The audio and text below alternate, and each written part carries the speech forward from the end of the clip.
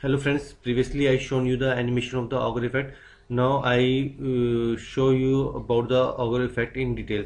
So here this blue one represents the atom, and inside the atom this centrally located is nucleus, and in the periphery of the nucleus we have a shells. This is K shell, L shell and M shell, and on the shells the electron are located. So whenever in case of auger effect, whenever any high energy photon is come, so it will be in this is my photon.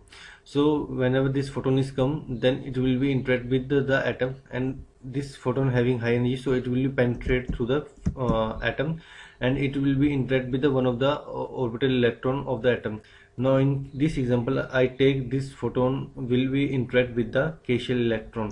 So after it interact with the K shell electron, the energy is absorbed by this K shell electron, resulting in the emission or ejection of the electron from the K shell. So it will result in the creation of the vacancy in the K shell. After the vacancy is created in the K shell, the atom become unstable. So to make atom stable, the electron from the upper shells like L shell will fall into this K shell. By doing this, the energy difference between the K shell and L shell will appear as a characteristics X-ray.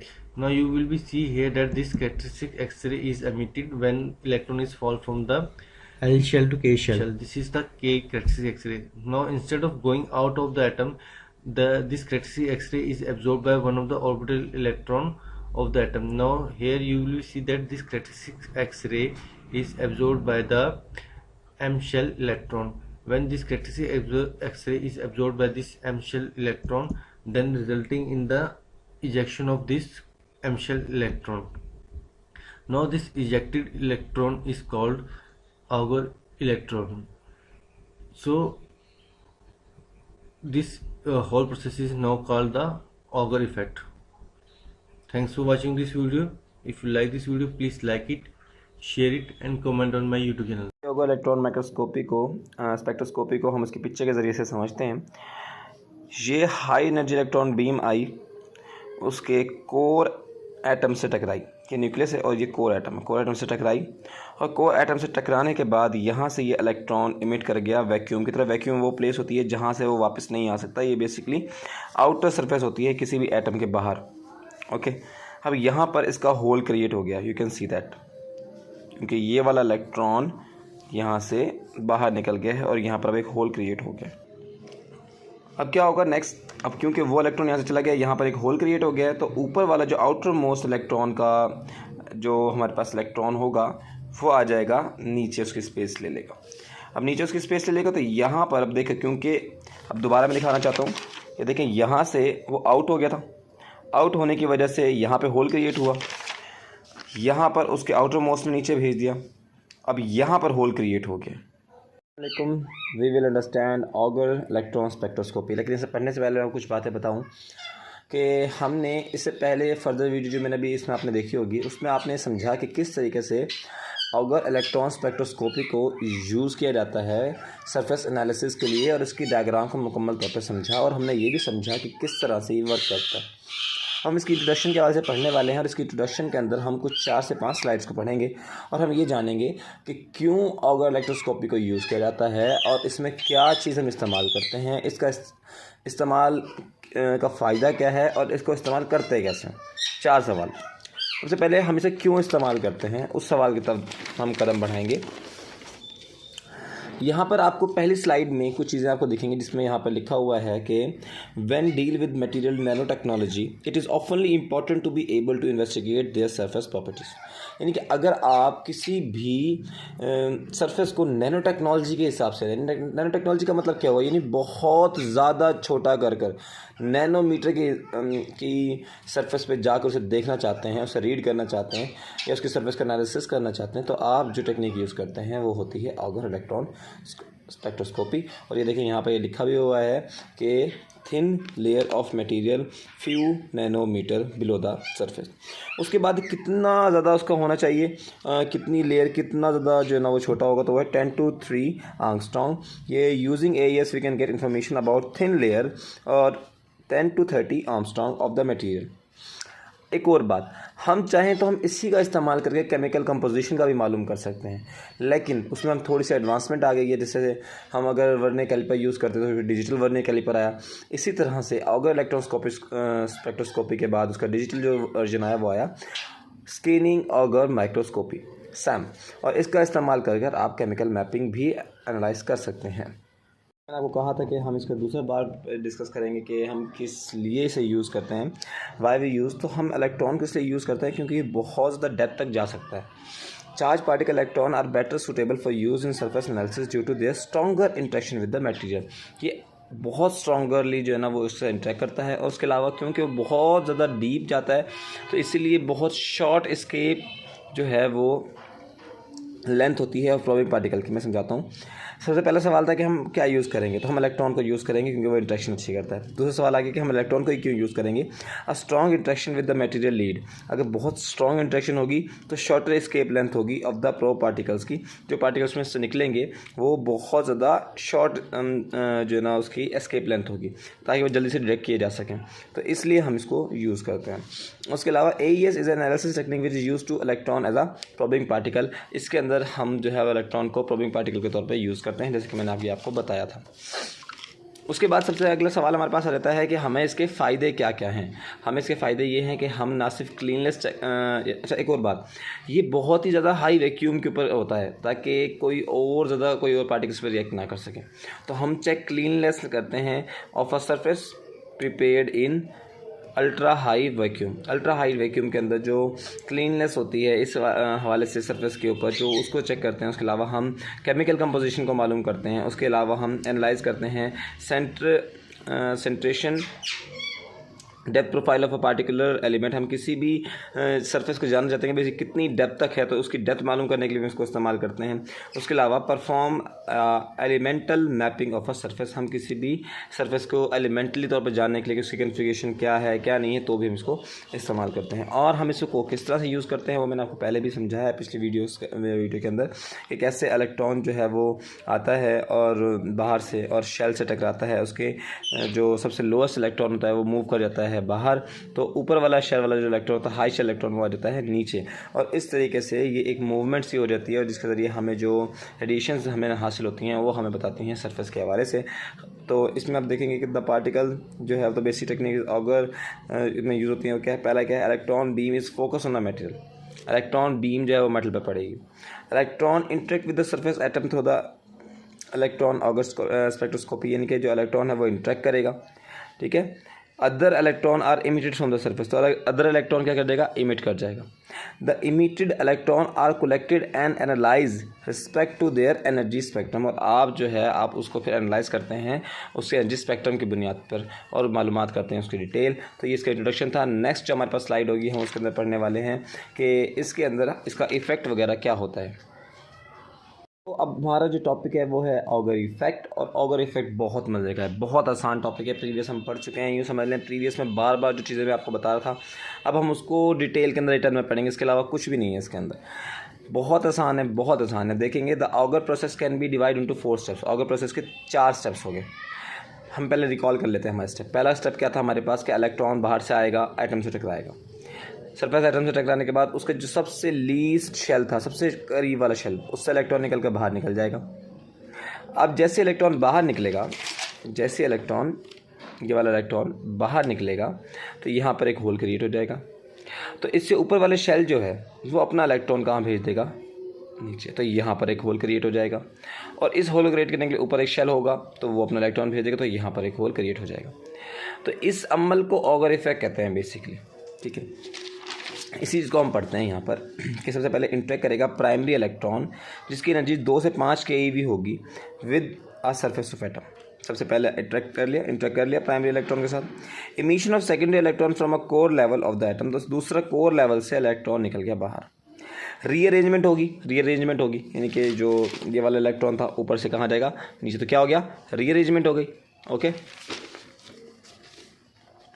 तो rearrangement हो गई of of internal configuration of an atom, emission of electron from the atom, जो electron से emit होगा वही हमें उसकी configuration के हवाले से भी डिटेल प्रोवाइड करेगा, जैसे कि यहाँ पर आपको इस पिक्चर में बताया हुआ। खैर इस पिक्चर को मैं पहले भी थोड़ा सा एक्सप्लेन कर चुका हूँ इस हवाले से। खैर अब primary electron interact with the core level of electron, देखें प्राइमरी इलेक्ट्रॉन बाहर से आया और उसमें आकर कोर लेवल से इंटरेक्ट किया, ये देखें आप यहाँ पर ना इंटरेक्शन हो रही है। उसके बाद क्या हो गया, a secondary electron leaves the core level, secondary electron ने कोर लेवल को लीव कर दिया।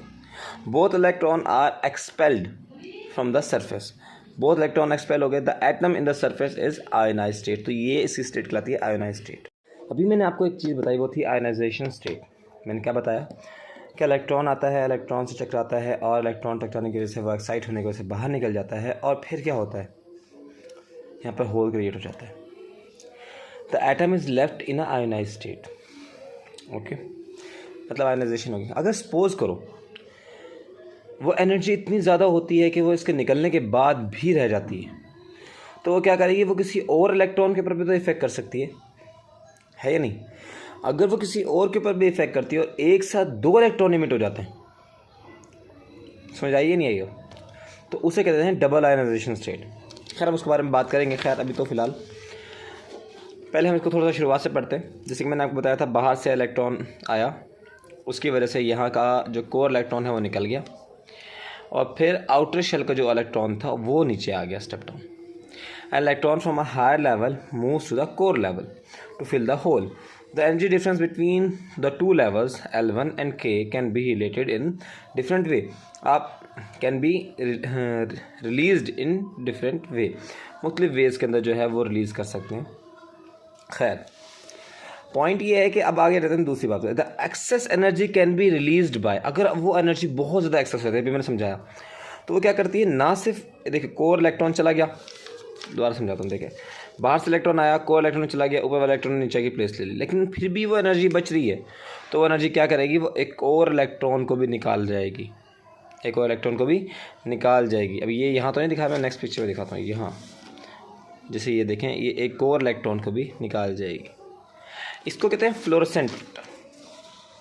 फ्लोरोसेंट का नाम मतलब होता है बेसिकली रोशनी, यानी चमक। तस्वीरों में होती है वो फ्लोरोसेंट की वजह से, जो अक्सर तस्वीरें अंधेरे में चमकती हैं, उसी की वजह से चमकती है। Emission of characteristics x ray radiations.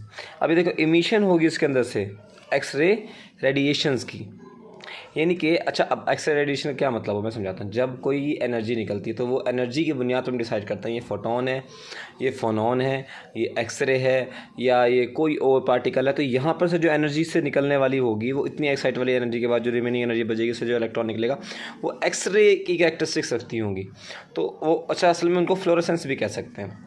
Emission of another electron Auger electron, okay. अब यहाँ मैंने एक पॉइंट ऐड किया, the difference in higher and lower energy orbit caused emission of x rays and low energy electron, यानी कि एक ना higher और लो एनर्जी से जब इलेक्ट्रॉन्स एक तो निकल गया, फिर यहाँ एक एनर्जी डिफरेंस क्रिएट हुआ, उस डिफरेंस की वजह से एक्स रेजेज इसमें से इमिट होंगी, जो लो एनर्जी इलेक्ट्रॉन्स होते हैं बेसिकली, ठीक है ना। और उस अमल को कहते हैं डबल आयोनाइजेशन, यानी कि मैं दोबारा समझाता हूँ। देखो इलेक्ट्रॉन आया, लोअर वाले को निकाल के चला गया, लोअर वाले निकाल के चला गया, आउटर वाले से इलेक्ट्रॉन नीचे चला गया, लेकिन अब एक दोनों में एक अजीब सा डिफरेंस क्रिएट हो गया, एक अजीब सा एनर्जी गैप क्रिएट हो गया। उस गैप की वजह से एक और इलेक्ट्रॉन भी निकल सकता है। जब एक और इलेक्ट्रॉन निकल जाएगा तो उसको कहेंगे डबल आयोनाइजेशन स्टेट, क्योंकि उसमें दो होल्स क्रिएट हो गए हैं। At the end of this process, the atom is left in ionization state, double ionization state in the Auger process, one hole in the x ray emission process, यानी एक whole तो गया इलेक्ट्रॉन की वजह से और दूसरा गया एक्सरे इमिशन की वजह से। ये एक बहुत इंपॉर्टेंट कॉन्सेप्ट है। अगर आपको इसमें थोड़ी सी भी समझ नहीं आई तो you can contact me and you can text, और आप कमेंट कर सकते हैं, तो मैं उस पर भी बात कर सकते हैं इसमें। खैर हमारे पास नेक्स्ट देखें वही वाली बात चल जाती है। अभी हम एक पिक्चर को डिस्कस करेंगे, उस पिक्चर के बाद में फिर आपको इसको हम डिस्कस करेंगे, इस पिछली स्लाइड को। इस पिक्चर में आपको क्या दिख रहा है, देखें एक एटम का ये है न्यूक्लियस, ये उसके इर्द गिर्द शेल्स हैं, देख रहे हैं, ओके। अब यहाँ से इलेक्ट्रॉन एनर्जी आती है इलेक्ट्रॉन की, और यहाँ से एक इलेक्ट्रॉन को निकाल के जाती है। अब L1 क्या करता है, अपना इलेक्ट्रॉन नीचे भेज देता है। अब देखें जब L1 ने इलेक्ट्रॉन नीचे भेजा तो अब ऊपर वाला क्या करेगा, वो अपना इलेक्ट्रॉन नीचे भेजेगा। अब ऊपर से एक इलेक्ट्रॉन नीचे आया, ऊपर से एक इलेक्ट्रॉन नीचे आया, अब ऊपर से एक इलेक्ट्रॉन नीचे आया तो फिर यहाँ पर एक होल क्रिएट हो गया, फिर ऊपर से एक और इलेक्ट्रॉन नीचे आया, आया या नहीं आया? तो इस अमल को आप कहेंगे कि ये जो होल जो है ना वो इस तरह से ट्रांसफ़र कर रहा है बेसिकली। खैर, डबल आयोनाइजेशन स्टेट की भी हम बात नहीं करें, हम सिर्फ आयोनाइजेशन स्टेट के हवाले से बात करें एक नॉर्मल ऑगर इफेक्ट के ऊपर। मैंने आपको बताया सारा का सारा। अब इसके अंदर आप ये देखें, ये अब नाम नीचे हम पढ़ने वाले हैं। ओके, आपको ये नज़र आ रहा होगा कि L1 से यहाँ पर आया इलेक्ट्रॉन शिफ्टिंग के बाद, जब दो शेल्स जिसने एक ने शेयर कर दिया, फिर दूसरे शेल ने जब उसके साथ पहले वाले शेल के साथ शेयर किया है, हालांकि ये एग्जैक्टली वो नहीं है, समझ रहे हो नहीं समझ रहे? जो एग्जैक्टली था, जो मेन सबसे करीब वाला एटम था, इलेक्ट्रॉन था जो निकला था, उसकी स्पेस पर ऊपर वाले शेल ने इलेक्ट्रॉन को नीचे सेंड किया। तो जो दो मुख्तलिफ शेल्स की अंदर देखें, दो डिफरेंट शेल्स में, जो कि मेन उनका कल्प्रिट नहीं था उस इलेक्ट्रॉन का, उसके अंदर इलेक्ट्रॉन की जो मूवमेंट होती है वो कहलाती है कोस्टर क्रोइंग। ठीक है, इस मूवमेंट का नाम होता है कोस्टर क्रोइंग, क्रोइंग क्रोंग ऐसे कुछ नाम। खैर, इसके ऊपर हम पढ़ लेते हैं, यहाँ पर दी हुई है इसकी define. If the initial hole is filled by an electron, initial hole जो शुरुआत वाला होल था वो फिल हो चुका है, फ्रॉम द सेम शेल, उसी शेल से, the process is called Coster Kronig transition. तो ये कोस्टर रॉन्ग ट्रांजिशन की है। If the initial hole is filled by an electron from the same shell, same shell ऊपर वाले शेल से। ठीक है, समझ आइए वैसे L1 L2 M1, ये देखो तीन शेल्स के नाम दिए हुए हैं, सेम शेल्स, तो उसको कहते हैं कोस्टर क्रोंग ट्रांजिशन। अच्छा, खैर, the Auger process is identified by electron level involve.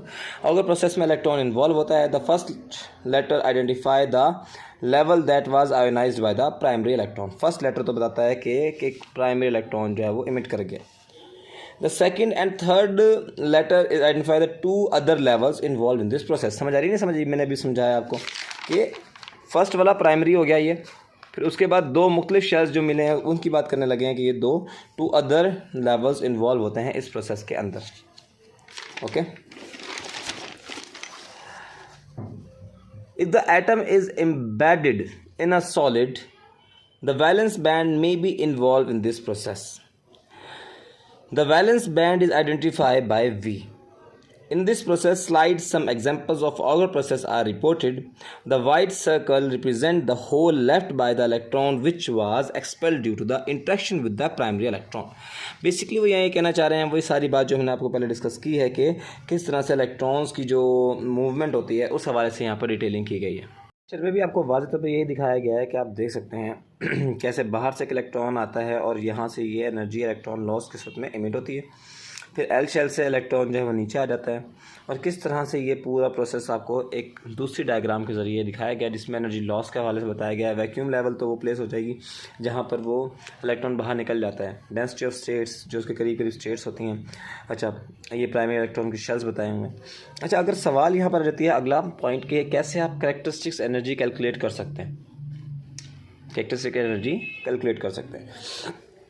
तो अगर कैरेक्टरिस्टिक एनर्जी कैलकुलेट कर सकते हैं तो आप देखेंगे कि वो किन किन शेल से मूव करके गया है एक एक इलेक्ट्रॉन। जैसे कि यहाँ पर आपको ये ना हल्के हल्के डार्क दिख रहे होंगे, ये कैसे के शेल से गया इलेक्ट्रॉन, तो L1 से के में आ गया, L2 से L1 में आ गया। तो देखें तो बेसिकली हमारे पास कितने शेल्स इन्वॉल्व हुए? 3। तो टोटल एनर्जी किसकी हुई? ई के यानी के शेल वाले की, एनर्जी ऑफ L1 और एनर्जी ऑफ L2। अब पहला जो इन्वॉल्व हुए थे वो ये दो थे, तो ई के की एनर्जी में से ई L1 की एनर्जी निकल गई। अब जो रिमेनिंग बची तो वो उसकी वजह से L2 वाली एनर्जी उसके अंदर से इमिट हो गई। तो टोटल एनर्जी जो थी जिसकी वजह से 3 शेल्स डिस्टर्ब हुए थे, उन तीनों को इस तरह लिखा गया है ई के अंदर कि अमाउंट ऑफ टोटल एनर्जी मालूम करना चाहते हैं तो आप उन शेल्स को लेंगे जिसको पार्टिसिपेट किया। चलो यहाँ पढ़ लेते हैं। We consider the case of K L1 L2 process in 1 electron picture, the kinetic energy of Auger electron is given by. तो हम यहाँ पर जो इस केस में स्टडी करने वाले हैं 1 electron picture, the kinetic energy of the electron जो मूव किया गया है इसके अंदर, तो उसके हवाले से हमने शेल्स को डिस्कस किया है। खैर, उम्मीद आपको यहाँ तक बात समझ आ चुकी होगी। हम नेक्स्ट इसकी स्लाइड देखते हैं। पहले आपको एक आइडिया देना चाहूँगा कि इसके अंदर ना हमने एनर्जी को कैलकुलेट करना है। अब एनर्जी को कैलकुलेट करने के हम 4 फार्मूलाज हम इसमें देखने वाले हैं ऑगर के अंदर। पहला फार्मूला होगा इसके अंदर जो हमने देखना है वो है, हम एनर्जी को काइनेटिक एनर्जी के फार्मूला से काउंट करेंगे। पे simple the kinetic energy of the Auger electron. Simply हमने मालूम किया कि कैसे कैसे ऑगर इलेक्ट्रॉन के अंदर काइनेटिक एनर्जी को रीड कर पाते हैं। But on the other hand हमने जो दूसरी चीज़ हमने मालूम करनी है वो है, हम ऑगर इलेक्ट्रॉन को पढ़ना तो चाहते हैं मगर हम उसे देखेंगे एक्सपीएस की मदद से। अब आप मुझे कहेंगे एक्सपीएस की मदद से क्यों देखने हैं, तो हमने इसे पिछली वीडियो मतलब इसी वीडियो की कुछ पिछली स्लाइड्स में डिस्कस ये किया था कि एक्सपीएस के अंदर हम पढ़ते हैं एक्सरे इमिशन, और एक्सरे इमिशन डबल आयनाइजेशन में होती है, मैंने अभी समझाया था। तो डबल आयनाइजेशन जब हो रही है तो उस पॉइंट पर जो एनर्जी को कैलकुलेट कर रहे हैं तो हम एक्सपीएस वाला फॉर्मूला यूज़ कर रहे होंगे, तो तब हमने एक टर्म यहाँ पे ऐड करनी है जो कि ये वाली है, उस पर भी हम थोड़ी सी बात करेंगे। खैर इसके अलावा फिर हम तीसरे तरीके से उसको बाइंडिंग एनर्जी की मालूम करेंगे कि बाइंडिंग एनर्जी जो है वो उस लिहाज से हमने इसको मालूम करना है इस फार्मूले को। और तीसरा हमने इसकी अप्रॉक्सीमेशन यानी कि टोटल जो करेक्टिव टर्म है उसको हमने मालूम करना है। खैर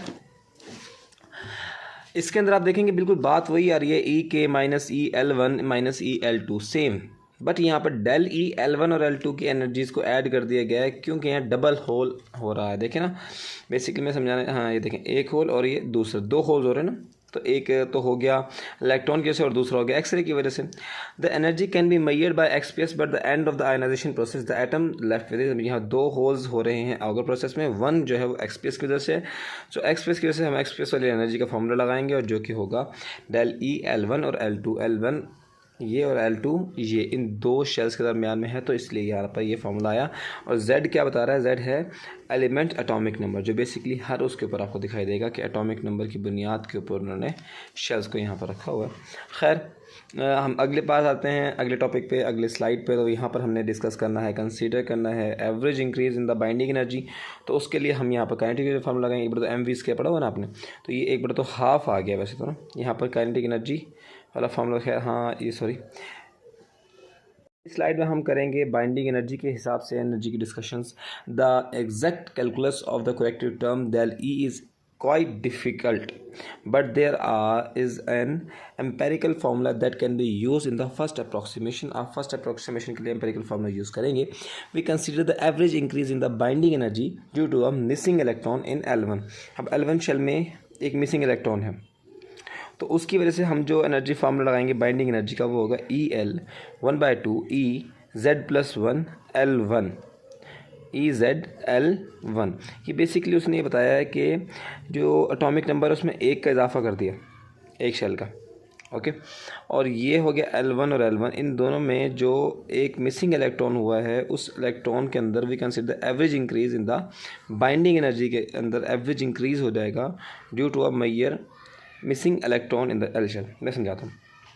जैसे ही एक शेल निकलेगा, अब शेल्स एक इलेक्ट्रॉन निकलेगा तो शेल में इलेक्ट्रॉन कम होंगे, इलेक्ट्रॉन कम होने के वजह से न्यूक्लियस के साथ उनका अट्रैक्शन थोड़ा सा स्ट्रॉन्ग हो जाएगा और बाइंडिंग एनर्जी क्या हो जाएगी, बहुत ज़्यादा स्ट्रॉन्ग हो जाएगी। देखे ना, पहले बहुत ज़्यादा इलेक्ट्रॉन थे, एक इलेक्ट्रॉन निकला तो अब वो थोड़ा सा शेल छोटा हो गया, छोटा होने की वजह से यानी उसके अंदर इलेक्ट्रॉन्स कम हो गए, तो अब बाइंडिंग एनर्जी क्या हो जाएगी, बहुत ज़्यादा हो जाएगी। We consider the average increase हो जाएगी binding energy to missing electron. अब वो कितनी होगी उसको फॉर्मूला मालूम करने के लिए, तो 1/2 EZ+1 L1 माइनस EZL1। तो इससे आपको मिल जाएगी एवरेज इंक्रीज जो बाइंडिंग एनर्जी के अंदर हो रही है, ओके। अगला हमारे पास आता है अप्रॉक्सीमेशन वाला फार्मूला। और अप्रॉक्सीमेशन अब ये ना तमाम शेल्स के लिहाज से उन्होंने बनाया हुआ है, L1 L1 L2 L2। ये बाइंडिंग एनर्जी वाला फार्मूला जो पीछे अभी हमने पढ़ा था Z+1 Z, तो ये देखेंगे ना, ये एक पोर्शन L2 के लिहाज से और एक पोर्शन L1 के लिहाज से। यानी अगर आप बाइंडिंग एनर्जी को पढ़ें तो उसमें L1 और L2 दोनों पोर्शन को जब आप एंटर करेंगे, और असल में ये क्या बता रहा है, ये सब कुछ क्या बता रहा है, इसे मैं थोड़ा सा रिकॉल करता हूँ। ये सब कुछ बता रहा है L1 L2, और ये कहाँ पढ़ा था, ये पढ़ा था यहाँ, यानी कि XPS में जहाँ पर दो इलेक्ट्रॉन्स एक साथ निकल रहे हैं वहाँ पर हम इस फार्मूले को लगाते हैं। इस फार्मूले में L1 और L2 की वैल्यू फाइंड करने के लिए हमने बाइंडिंग एनर्जी को कैलकुलेट किया जो हमने एक शेल की निकाली L1 के लिहाज से, फिर हमने L1 और L2 दोनों के लिहाज से निकाली और हमने ये फार्मूला क्रिएट किया। अब हम इस फार्मूले को उठाकर यहाँ पर रखेंगे और हम एग्जैक्टली XPS का जो इन्वॉल्वमेंट है ऑगर इलेक्ट्रॉन स्पेक्ट्रोस्कोपी में, और इसके ज़रिए से हम मिसिंग इलेक्ट्रॉन की एनर्जी को फाइंड करेंगे। या जो है हम an example, a very good point is this कि हमारे सामने एक एग्जाम्पल मौजूद है और हम जब इसको स्टडी करेंगे तो हमें प्रीवियसली क्लियर हो जाएगा। देखें, मैंने आपको समझाया कि मेन इक्वेशन का फार्मूला ये है अगर आप बाइंडिंग मतलब अगर आप एनर्जी काउंट करना चाहते हैं इलेक्ट्रॉन की, तो उसके लिए आपने क्या किया, आपने ये बाइंडिंग एनर्जी वाली जो हमने निकाली थी, जो एक्सपीएस की वजह से आई थी, इसको हमने कैलकुलेट करना था। और उसके लिए हमने फार्मूला लिया ये वाला, 2 शेल्स के लिहाज से, L1 लेवल के लिहाज से और L2 लेवल के लिहाज से। ओके, यानी कि अगर मुझे किसी भी एक्सपीएस की मदद से एनर्जी को काउंट करना है तो मैं सबसे पहले क्या करूँगा, देखें मैंने पहले वही वाला फार्मूला लिखा, आ रहा है L1 K minus L1 L2। अब ये Z था, Z minus Z Z Z 26 26 26 और ये डेल E L1 L2। यहाँ तक कहानी समझ आ गई। अब बात को थोड़ा सा और डिटेल से डिस्कस करते हैं। अब हम इस वाली पोर्शन को ओपन करते हैं। उसके लिए हमारे पास ये वाला फार्मूला था, देख रहे हो। अब यहाँ पर आप देख सकते हैं, यहाँ तो Z सिंपल था ना, तो Z 26 26 ही आया। यहाँ पर आप देखेंगे Z+1 Z+1 यानी 26 + 1 27, 26 + 1 27, 26 26 और यहाँ L2 इनकी वैल्यूज़ को फाइंड करना।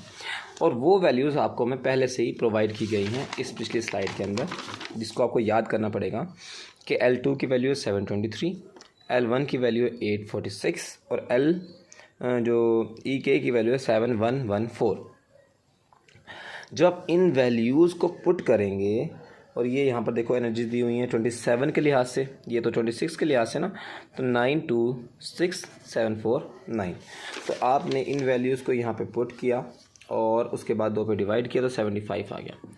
75 जब आया तो आपने उसको उसकी प्लेस पे एंटर किया, बाकी सारी वैल्यूज़ को उसके प्लेसेस पे एंटर किया और आपके पास जवाब आया 5469.5। उम्मीद है आपको इस बात से समझ आ चुका हो कि कैसे हम एनर्जी को कैलकुलेट करते हैं एंड किस तरह से हमें इसमें चलना पड़ेगा। अगले काम को हम थोड़ा सा ध्यान देते हैं। यहाँ पर आपके सामने एक चीज़ है इस स्लाइड में कि हम एक कंट्रास्ट देखना चाह रहे हैं कि किस तरीके से ऑगर इफेक्ट में और एक्सरे इमिशन में थोड़ा बहुत, जैसे बार डबल आयोनाइजेशन में आ रहा है तो किस पॉइंट पे आके क्रॉस कर रहे हैं। देखें ये ऑगर इफेक्ट है और ये एक्सरे, वैसे दोनों अलग अलग चीज़ें हैं लेकिन एक पॉइंट आता है जहाँ पर ये इंटरसेक्ट कर रहे हैं। तो यहाँ पर हमारे सामने आया हुआ है कि ऑगर प्रोसेस इज़ फेवर्ड यानी साथ देता है against fluorescence for atoms with low, जिनका एटॉमिक नंबर जो है वो कितना हो, 33 से ज़्यादा हो, यानी 33 से कम हो बेसिकली, हाँ सॉरी 33 से कम हो, जिनका एटॉमिक नंबर 33 से कम होगा उनको ये सपोर्ट करता है, फेवर करता है। बट ये फेवर नहीं करता जब वो एटॉमिक नंबर 12 से कम हो, यानी 12 से लेकर 33 तक के इसको ये थोड़ा सा वो करता है, सपोर्ट करता है। यहाँ पर आप देख सकते हैं 33 का जो पॉइंट है, इस पॉइंट पे आकर ये कंट्रास्ट कर रहा है। तो जब अगर का एटॉमिक नंबर 33 है, कितना है 33 है, तो तब आप देखेंगे कि एक पॉइंट ऐसा आएगा जहाँ पर ये दोनों के दोनों दो मुख्तलिफ थिंग्स एक दूसरे के साथ कंट्रास्ट कर रही होंगी, मिल रही होंगी। अलबत्ता 12 पॉइंट पर आप जाएँ, यानी कि ये देखें 12 पर, तो ये कितने डिफरेंट हैं एक दूसरे से। तो इस पॉइंट पर फ्लोरोसेंट का बेसिकली मतलब यहाँ एक्सरे इमिशन लिया जा रहा है, जिसके मैं आपको पहले समझा चुका हूँ। अच्छा, अब यहाँ पर ना मुख्तलिफ तरह की आपको इन्होंने दिखाया है कि एक स्पेक्ट्रम मुख्तलिफ तरह के ना ऑगर के। तो वो ये कहना चाह रहे हैं कि जिस पॉइंट पे ये बहुत ज़्यादा डॉट्स हैं उसका मतलब है greater points graph represent the strong transitions, के बहुत ज़्यादा इसमें स्ट्रॉन्ग ट्रांजिशन हो रही है, इसमें उससे कम, उसमें उससे कम। क्योंकि यहाँ देखें ना, दिख रहा है KLL शेल है, ये LMM शेल है, ये MNN शेल है, यानी शेल्स की वजह से। और जब आपको बहुत ज़्यादा स्ट्रॉन्ग ट्रांजिशन दिखाई दे रही है तो वो डिफरेंट स्पिन ऑफ ओरिएंटेशन की वजह से, कि हाँ अभी कहीं पर कोई स्पिन ज़्यादा है, कहीं पर स्पिन कम है, तो वो दूसरी बात देखिए डिफरेंट स्पिन ओरिएंटेशन की वजह से आपको डिफरेंट ट्रांजिशंस को दिखाई दे रहा है। So here we are on the last slides. इसके अंदर हम लोगों ने बात करनी है ऑगर ट्रांजिशंस की। ट्रांजिशन का मतलब क्या होगा? ट्रांजिशन का मतलब होगा कि अगर एक जगह पर इलेक्ट्रॉन की ज़रूरत थी तो ऊपर से इलेक्ट्रॉन आ गया नीचे शेल में, तो इस तरह से इलेक्ट्रॉन ने ट्रांजिशन की, तो ऑगर में यह हो रहा है तो ऑगर ट्रांजिशन कहलाएगा। अब इसके अंदर देखें दो ही मरहले, जैसे मैंने अभी बताया कि एक को ज़रूरत थी और एक उसकी जगह पर फिलअप करने के। तो पहला electron fill the initial core hole, यानी कि first filling the initial core hole, यानी कि वो जो इलेक्ट्रॉन चला गया था उसको फिल करने के लिए नीचे आया। The electron take up the corresponding energy which will be released on the Auger electron. तो जाहिर सी बात है जब वो रिलीज़ कर देता है, यानी कि जब वो उसकी जगह पर आएगा तो थोड़ी सी अमाउंट एनर्जी भी रिलीज़ करेगा, तो विच विल बी एनर्जी रिलीज। खैर, अब हम ना नीचे बात करने वाले हैं कि ये जो इंट्रैक्शंस जो ट्रांजिशंस हो रही हैं ये एक तरह की कॉलम इसको कहेंगे इंट्रैक्शंस। क्यों? वो कहता है the energy transfer between the two electron is facilitated mainly by column interactions. अच्छा, ये आपने कॉलम फोर्स पढ़ी होगी कि दो चार्जेस में जो है ना एक दूसरे पे फोर्स लगाते हैं। तो यहाँ पर ये उसी हवाले से बात कर रहा है कि जो फोर्स यहाँ पर एक तरह का ना इफेक्ट जो हो रहा है, जो इंट्रैक्शंस हो रही हैं, ये कॉलम इंट्रैक्शंस हैं। और जाहिर सी बात है जब कॉलम इंट्रैक्शन इसने बोला है तो इसका एक मकसद है कि वो इसका आगे फार्मूला यूज़ कर इसकी एनर्जी को भी कैलकुलेट करेगा कि जो ट्रांजिशंस के दरमियान में जो एनर्जी रिलीज़ हो रही है which will be release as an Auger electron, तो ये जो एनर्जी रिलीज़ हो रही है इस एनर्जी को कॉलम इंट्रैक्शन के फार्मूले से वो कैलकुलेट करेगा। तो इसी बेस पे हमारी नेक्स्ट स्लाइड होगी कि column transition can this be approximatedly calculated by column interaction potential, यानी कि कॉलम इंट्रैक्शन पोटेंशियल की मदद से आप इसको कैलकुलेट भी कर सकते हैं। And it's little bit different के ये फार्मूला आप देख सकते हैं यहाँ पर ये आपको साई का R1 E I के R और E over R1 minus R2 Sai 2 S R1 Sai R2 और ये होल का स्केयर यहाँ पर आपको दिखाई दे रहा है। तो ये है फाइनल स्टेट और ये है इनिशियल स्टेट। तो ये यहाँ पर कैसे 2p और आपको 1s दिख रहा है, तो इसको हम थोड़ा सा देख लेते हैं। जो पहला इलेक्ट्रॉन था जो निकला था वो 1s में था, तो electron is in the 1s level. अभी यहाँ से यहाँ आया तो electron is in a free state with vector k, जो निकल गया वो फ्री स्टेट में चला गया। तो दो ही ट्रांजिशंस हुई। तो in the initial state of two electrons are in 2s and 2p levels. तो देखो इनिशियल स्टेट में जो इलेक्ट्रॉन मूव किया वो 2s से किया और फिर 2p लेवल से किया, और इसी बात पे हम यहाँ पर इन पर जिक्र करेंगे। और इनकी एनर्जी कैलकुलेट करने के लिए हम कॉलम इंट्रैक्शन का पोटेंशियल का फॉर्मूला लगाएंगे। लेकिन इसमें एक पॉइंट ये है कि auger process do not obey dipole selection rules, तो ये डाइपोल सिलेक्शन रूल्स को फॉलो नहीं करता, ये इसकी एक एक्सेप्शन है। और नाउ बेस्ट ऑफ लक, अल्लाह हाफ़िज़।